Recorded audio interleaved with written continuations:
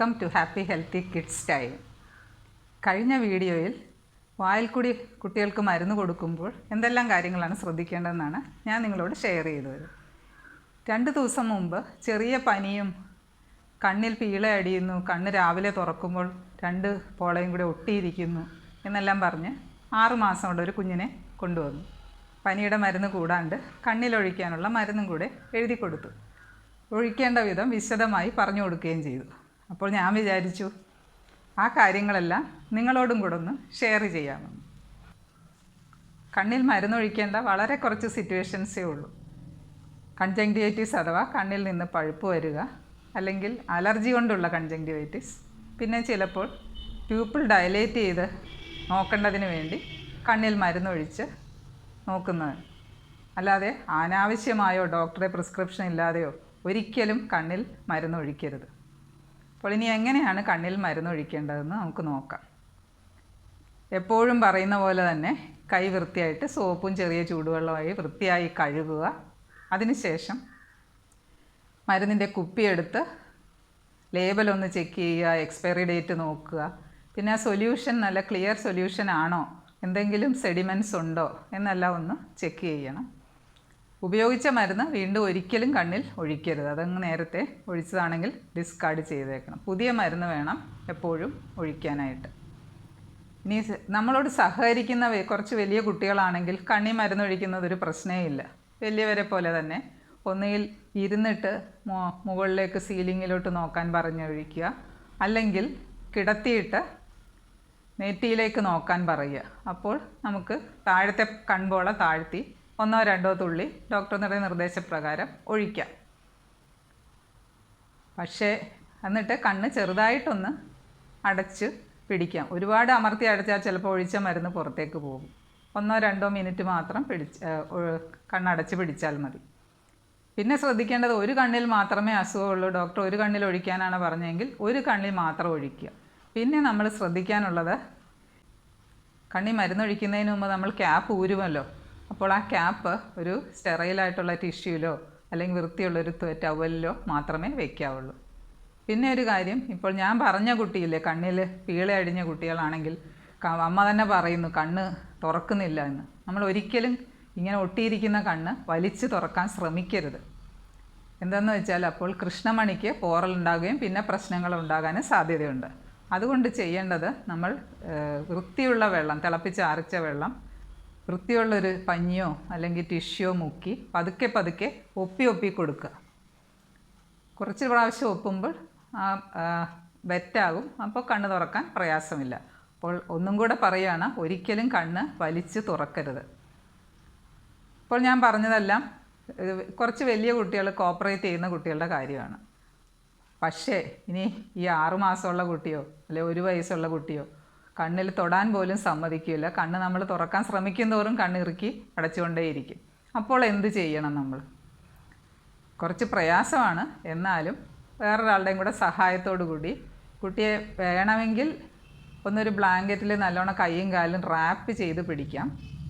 എന്നിട്ട് എന്താ ചെയ്യേണ്ടതെന്ന് വെച്ചാൽ, കണ്ണ് തുറക്കാൻ ശ്രമിക്കേണ്ട ആവശ്യമില്ല. കണ്ണിൻ്റെ മൂലയിലേക്ക് 2 തുള്ളി മരുന്ന് ഒഴിച്ചു കൊടുക്കുക. മൂക്കിനടുത്തുള്ള മൂലയ്ക്ക് 2 തുള്ളി ഒഴിച്ചു കൊടുക്കുക. കുട്ടി നേരെ കിടക്കുകയാണല്ലോ, അപ്പോൾ പിന്നെ ഗ്രാവിറ്റി കൊണ്ട് കുറേശ്ശെ മരുന്ന് കണ്ണിലോട്ട് പോയി കണ്ണ് തുറക്കുമ്പോൾ കണ്ണിലോട്ട് വീണുള്ളൂ. അങ്ങനെ ഒരു മാർഗം മാത്രമേ ഉള്ളൂ ഇങ്ങനെയുള്ള കുട്ടികൾക്ക് മരുന്ന് ഒഴിക്കാനായിട്ട്. പിന്നെ വേണമെങ്കിൽ കുറച്ച് നേരം കണ്ണ് അടച്ചു പിടിക്കുന്നതിന് കുഴപ്പമില്ല, പക്ഷെ എന്നാലും മരുന്ന് ചെന്ന് കാണും. പിന്നെ കണ്ണിൽ മരുന്ന് ഒഴിച്ചു കഴിഞ്ഞിട്ട് ഞാൻ പറഞ്ഞ പോലെ മൂക്കിൻ്റെ സൈഡിലുള്ള മൂല കുറച്ചൊന്ന് അമർത്തി പിടിക്കുകയാണെങ്കിൽ ഗുണമുള്ളത്, മൂക്കിലോട്ടും വായിലോട്ടും അധികം മരുന്ന് പോവുകയില്ല. മൂക്കിലോട്ടും വായിലോട്ടും മരുന്ന് വരുന്നത് കുട്ടികൾക്ക് ഭയങ്കര ഒരു ഇറിറ്റേഷനാണ്. ഈവൻ വലിയവർക്ക് പോലും അതൊരു വലിയ ഇറിറ്റേഷനാണ്. അതുകൊണ്ട് കണ്ണിൽ മരുന്ന് ഒഴിച്ചു കഴിഞ്ഞ് കണ്ണിൻ്റെ മൂക്കിനടുത്തുള്ള മൂല ഒന്ന് അമർത്തി ഒരു 1-2 സെക്കൻഡ് ഒന്ന് പിടിച്ചാൽ നല്ലതാണ്. മരുന്ന് ഒഴിച്ചതിന് ശേഷം നമ്മൾ കൈ വൃത്തിയായിട്ട് വീണ്ടും കഴുകുക. എന്നിട്ട് സമയം ഒന്ന് നോക്കിക്കൊള്ളണം. പിന്നെ അടുത്ത സമയം ഡോക്ടർ പറഞ്ഞേക്കുന്ന കറക്റ്റ് സമയത്ത് തന്നെ വീണ്ടും മരുന്നൊഴിക്കണം. ഇനി കുട്ടിക്ക് 2 മരുന്നൊഴിക്കാനുണ്ടെന്ന് വെച്ചോളൂ. അങ്ങനെയാണെങ്കിൽ ഒരു മരുന്നൊഴിച്ച് 5 മിനിറ്റ് കഴിഞ്ഞിട്ട് മാത്രമേ അടുത്ത മരുന്ന് ഒഴിക്കാവുള്ളൂ. അപ്പോൾ ഇത്രയും കാര്യങ്ങളാണ് കണ്ണിൽ മരുന്നൊഴിക്കുമ്പോൾ നമ്മൾ ശ്രദ്ധിക്കേണ്ടത്. പറയുന്ന പോലെ എളുപ്പമല്ലെന്ന് എനിക്കറിയാം, എന്നാലും ചെറിയ ചെറിയ ചില ട്രിക്സ് കൊണ്ട് നമുക്ക് കരയുന്ന കുട്ടികൾക്കും മരുന്നൊഴിക്കാൻ പറ്റും. കണ്ണിൽ മരുന്നൊഴിക്കുന്ന കാര്യം പറഞ്ഞപ്പോഴാണ് ഞാൻ വിചാരിച്ചു എന്നാൽ ചെവിയിൽ മരുന്നൊഴിക്കുന്ന കാര്യം കൂടെ ഒന്ന് ഡിസ്കസ് ചെയ്തേക്കാമെന്ന്. ചെവിയിൽ മരുന്നൊഴിക്കേണ്ടതും വളരെ കുറച്ച് കണ്ടീഷൻസിൽ മാത്രമേ ഉള്ളൂ. സാധാരണ കോമൺ ആയിട്ടുള്ളൊരു ഇൻഡിക്കേഷൻ ചെവിയിലെ വാക്സിന് വേണ്ടിയാണ്. പിന്നെ ചിലപ്പോൾ ചെവി വേദന വരുമ്പോൾ 1-2 പ്രാവശ്യം മരുന്നൊഴിക്കാൻ നമ്മൾ പ്രിസ്ക്രൈബ് ചെയ്തേക്കും. അതും തുടർച്ചയായിട്ട് ഉപയോഗിക്കാൻ പാടില്ല. പിന്നെ ചില ഫംഗൽ ഇൻഫെക്ഷന് അത്രയേ ഉള്ളൂ. കഴിയുന്നതും കണ്ണിലും ചെവിയിലും ഒന്നും ആവശ്യമില്ലാതെ മരുന്ന് ഒഴിക്കരുത്. ചെവിയിൽ മരുന്നൊഴിക്കാൻ കണ്ണിൽ മരുന്നൊഴിക്കുന്ന അത്രയും ഒരു ബുദ്ധിമുട്ടില്ല. എന്നാലും ചെറിയ കുട്ടികൾ ഒരിക്കലും നമ്മളോട് സഹകരിക്കില്ലല്ലോ. ഈവൻ ഡോക്ടർമാർക്ക് പോലും വളരെ ബുദ്ധിമുട്ടാണ് കണ്ണിലോ ചെവിയിലോ മരുന്നൊഴിക്കുന്നത്. ഇനി ചെവിയിൽ മരുന്നൊഴിക്കാൻ നമ്മൾ വായിൽ കൂടെ മരുന്ന് കൊടുക്കാൻ പറഞ്ഞപ്പോൾ എപ്പോഴും പറഞ്ഞത് ഒരിക്കലും കിടത്തി മരുന്ന് കൊടുക്കരുതെന്നാണ്. എന്നാൽ ഇത് നേരെ തിരിച്ചാണ്. ചെവിയിൽ മരുന്നൊഴിക്കാനും ചരിച്ച് കിടത്തുക. വലിയ കുട്ടികളാണെങ്കിൽ അമ്മയ്ക്കോ അച്ഛനോ തലയുടെ മുകളിൽ വശത്ത് നിന്നുകൊണ്ട് ഒരു കാര്യം ശ്രദ്ധിക്കേണ്ടത്, ഇയർ കനാൽ കുറച്ച് സ്ലാൻഡിങ് പൊസിഷനിലാണ്. അതുകൊണ്ട് നമ്മൾ തലയുടെ മുകളിൽ വന്ന് നിന്ന് ചെവി പതുക്കെ പുറത്തോട്ടും മുകളിലേക്കും ഒന്ന് വലിച്ചാൽ ഇയർ കനാൽ സ്ട്രെയിറ്റ് ആകും. അപ്പോൾ മരുന്ന് 1-2 തുള്ളി ഇറ്റിക്കാം. അത് കഴിഞ്ഞിട്ട് ചെവിയുടെ ഈ ഇവിടെയുള്ളൊരു ഫ്രണ്ടിലുള്ള ട്രയാങ്കുലർ ഏരിയ ഉണ്ട്, ട്രാഗസ് എന്ന് പറയും. അവിടെ ഒന്ന് ചെറുതായിട്ട് 1-2 പ്രാവശ്യം പ്രസ് ചെയ്യുകയാണെങ്കിൽ മരുന്ന് വേഗം അകത്തേക്ക് പോവുകയും ചെയ്യും. ഇനി ഇത് കോപ്പറേറ്റ് ചെയ്യുന്ന കുട്ടികളാണെങ്കിൽ നമുക്കൊരു പ്രയാസമില്ല. ഒരു 2-3 മിനിറ്റ് ഇങ്ങനെ കിടത്തിയിട്ട് മറ്റേ ചെവിയിൽ മരുന്ന് ഒഴിക്കണമെങ്കിൽ തിരിച്ച് കിടത്തിയിട്ട് അതേപോലെ തന്നെ ഒഴിക്കാം. അപ്പോൾ ശ്രദ്ധിക്കേണ്ടത് ചെവി പതുക്കെ പുറത്തോട്ടും മുകളിലേക്കും ഒന്ന് വലിച്ചു പിടിക്കണം. പിന്നെ ഈ ചെവിയുടെ ഞാൻ പറഞ്ഞ ട്രാഗസ് എന്ന ഭാഗം 1-2-3 പ്രാവശ്യം പ്രസ് ചെയ്യുകയും വേണം.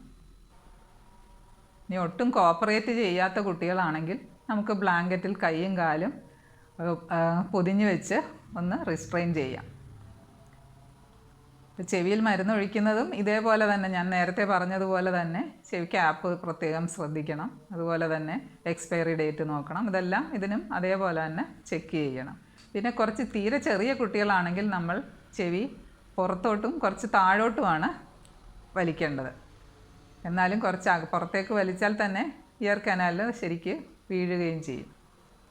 അപ്പോൾ കണ്ണിലും ചെവിയിലും മരുന്നൊഴിക്കാനായിട്ട് ഈ ചെറിയ മാർഗങ്ങൾ നിങ്ങൾക്ക് പ്രയോജനപ്പെടുമെന്ന് വിചാരിക്കുന്നു. ഒരു കാര്യം കൂടി നിങ്ങളോട് പറഞ്ഞു തരട്ടെ. നമ്മൾ നല്ല പനിയുള്ള കുട്ടി പാരസെറ്റമോൾ സിറപ്പ് ഒട്ടും കഴിക്കുന്നില്ല, ഫിറ്റ്സ് വരാൻ സാധ്യതയുള്ള കുട്ടി, അങ്ങനെയൊക്കെ ആകുമ്പോൾ മരുന്ന് എങ്ങനെയെങ്കിലും അകത്ത് ചെല്ലാൻ വേണ്ടി നമ്മൾ പാരസെറ്റമോൾ സപ്പോസിറ്ററി, അതായത് മലദ്വാരത്തിൽ വയ്ക്കുന്ന ഗുളിക വയ്ക്കാറുണ്ടല്ലോ. അതെങ്ങനെയാണ് വെക്കേണ്ടതെന്ന് നിങ്ങൾക്കൊന്ന് പറഞ്ഞു തരാം. മിക്ക അമ്മമാരും വെച്ച് കാണും. ചില കുട്ടികൾക്ക് കോൺസ്റ്റിപ്പേഷന് വേണ്ടിയും സപ്പോസിറ്ററി എഴുതി കൊടുക്കാറുണ്ട്. പക്ഷേ കോൺസ്റ്റിപ്പേഷന് വേണ്ടി സപ്പോസിറ്ററി എപ്പോഴും വെക്കുന്നത് ഒട്ടും ശരിയല്ല. കഴിയുന്നത് സപ്പോസിറ്ററി വെക്കാതെ നോക്കണമെന്നാണ് ഞാൻ പറയുന്നത്. എപ്പോഴും കോൺസ്റ്റിപ്പേഷന് വേണ്ടി വെച്ചാൽ പിന്നെ അതൊരു ഹാബിറ്റ് ആകും. പിന്നെ അത് വെച്ചാൽ മാത്രമേ വയറ്റിൽ നിന്ന് പോവുകയുള്ളൂ. ഇനി എങ്ങനെയാണ് സപ്പോസിറ്ററി വെക്കുന്നത്? സപ്പോസിറ്ററി പല തരത്തിലുണ്ട്. സൈസുണ്ട്, പീഡിയാട്രിക് സൈസും ഉണ്ട്, അഡൽട്ട് സൈസും ഉണ്ട്. കുറച്ച് വലിയ കുട്ടികൾക്ക് അഡൽട്ട് സൈസ് വാങ്ങിച്ചില്ലെങ്കിൽ അത് അത്ര സൈസ് ചെറുതായതുകൊണ്ട് ഇഫക്റ്റീവ് ആകുകയില്ല. അപ്പോൾ ചിലപ്പോൾ സപ്പോസിറ്ററി ഡോസ് അഡ്ജസ്റ്റ് ചെയ്യാൻ വേണ്ടി സപ്പോസിറ്ററി എന്ന് പറഞ്ഞാൽ നമുക്ക് നേരെ ഒരു നൈഫ് കൊണ്ടോ ബ്ലേഡ് കൊണ്ടോ രണ്ടായിട്ട് നേരെ മുറിക്കാം. പിന്നെ സപ്പോസിറ്ററി എപ്പോഴും ഫ്രിഡ്ജിലാണ് വെക്കുന്നത്, അല്ലെങ്കിൽ അതങ്ങ് സോഫ്റ്റ് ആയി പോകും, നമുക്ക് വെക്കാൻ ബുദ്ധിമുട്ടാണ്. അപ്പോൾ വീട്ടിൽ കൊണ്ടുവന്നാലും ഉടനെ ഫ്രിഡ്ജിൽ വെക്കുകയോ അല്ലെങ്കിൽ ഐസ് വാട്ടറിൽ ഒന്ന് കഴുകിയെടുത്താൽ കുറച്ചുകൂടെ ഹാർഡനാകും. പിന്നെ ചെയ്യേണ്ടത് നമ്മൾ പറഞ്ഞ പോലെ തന്നെ കൈ വൃത്തിയായിട്ട് കഴുകുക. അതിൻ്റെ റാപ്പർ തുറന്നതിന് ശേഷം അതൊന്ന് ചെറുതായിട്ട് ലൂബ്രിക്കേറ്റ് ചെയ്യാൻ വേണ്ടി വേണമെങ്കിൽ ഒന്ന് വെള്ളത്തിൽ മുക്കാം, അല്ലെങ്കിൽ വാസ്ലൈൻ ഒരിക്കലും ഉപയോഗിക്കരുത്. സാധാരണ അല്ലാത്ത ജെല്ലിയോ വേണമെങ്കിൽ ഉപയോഗിക്കാം. എന്നിട്ട് അതിൻ്റെ റൗണ്ടഡ് എൻഡാണ് നമ്മൾ മലദ്വാരത്തിലേക്ക് വെക്കേണ്ടത്. അപ്പോൾ കുട്ടിയുടെ പൊസിഷൻ എങ്ങനെയാണെന്ന് വെച്ചാൽ കുട്ടിയെ ചരിച്ച് കിടത്തുക.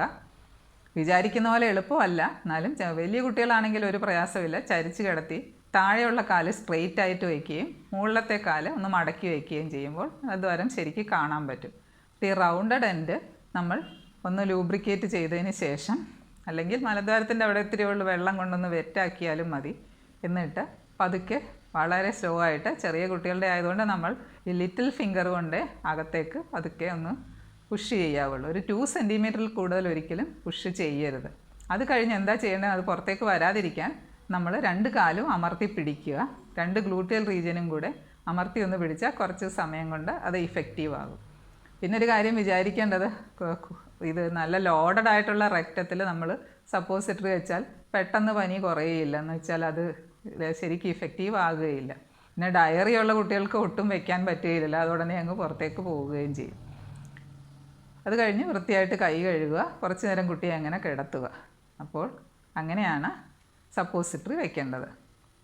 ഇപ്പോൾ നിങ്ങൾക്ക് ഞാൻ കണ്ണിൽ മരുന്നൊഴിക്കേണ്ടത് എങ്ങനെയാണെന്നും ഒട്ടും കോപ്പറേറ്റ് ചെയ്യാത്ത കുട്ടികളുടെ കണ്ണിൻ്റെ മൂലയ്ക്കാണ് മരുന്ന് ഇറ്റിക്കേണ്ടതെന്നും മൂലയൊന്ന് ചെറുതായിട്ട് പ്രസ് ചെയ്ത് പിടിച്ചാൽ വായിലോട്ടോ മൂക്കിലോട്ടോ മരുന്ന് വരികയില്ലെന്നുള്ള കാര്യവും, പിന്നെ ചെവിയിൽ മരുന്നൊഴിക്കുമ്പോൾ ശ്രദ്ധിക്കേണ്ടത്, വലിയ കുട്ടികളാണെങ്കിൽ കിടത്തിയിട്ട് ചെവി പുറത്തോട്ടും മുകളിലോട്ടും ഒന്ന് കുറച്ച് വലിച്ചു പിടിച്ച് മരുന്നൊഴിക്കുകയും ട്രാഗസിലൊന്ന് 1-2-3 പ്രാവശ്യം പ്രസ് ചെയ്യുകയും ചെയ്യണമെന്നുള്ളതാണ്. പിന്നെ സപ്പോസിറ്ററിയുടെ കാര്യം നമ്മൾ പറഞ്ഞതുപോലെ ഒന്ന് ഫ്രിഡ്ജിൽ വയ്ക്കുക, അതൊന്ന് ലൂബ്രിക്കേറ്റ് ചെയ്യുക. 2 സെൻറ്റിമീറ്റർ കൂടുതൽ ഒരിക്കലും അകത്തോട്ട് വയ്ക്കരുത്. ലിറ്റിൽ ഫിംഗർ മാത്രമേ പുഷ് ചെയ്യാൻ ഉപയോഗിക്കാവുള്ളൂ. ഇത്രയും കാര്യങ്ങൾ നിങ്ങൾ ശ്രദ്ധയോടെ കേട്ടെന്ന് വിചാരിക്കും, നിങ്ങൾക്ക് ഉപകാരപ്രദമാകുമെന്ന് ഞാൻ വിചാരിക്കുന്നു. സോ അടുത്ത ഒരു വീഡിയോയിൽ കാണുന്നത് വരെ നന്ദി, നമസ്കാരം. Thank you.